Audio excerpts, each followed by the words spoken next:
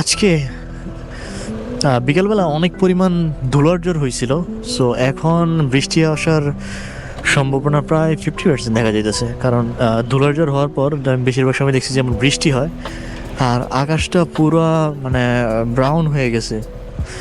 মানে হালকা পাতলা হয়েছিল বৃষ্টি। বাম দিকের আকাশটা ডেঞ্জারাস অবস্থা, আর বিদ্যুৎ চমকাচ্ছে। একটা জিনিস অবাক লাগে যে এইখানে বিদ্যুৎ চমকানোটা আমি দেখি না সহজে। হাতের বাম দিকে, সেটা হচ্ছে এয়ারপোর্টের এখানে বিদ্যুৎ চমকাইতেছে।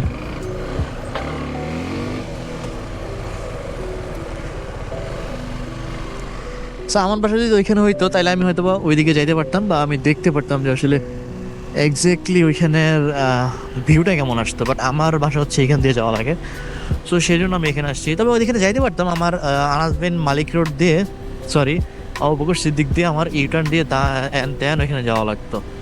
সো আমি চাইনি প্যারানিতে, কারণ রাস্তার এত বাজে অবস্থা, বাজে বলতে জ্যাম। সো সেই জন্য আমি ওইদিকে যাইনি। আর এখন বাজে কিন্তু করে 5:30, সূর্য এখনো থাকার কথা ছিল। সন্ধ্যা হয় হয়তো বা 6:10-এর দিকে। সো 5:30-এর দিকে আকাশের অবস্থা দেখে মনে হইতেছে আজকে রাতে একদম কোপায় ফেলবো।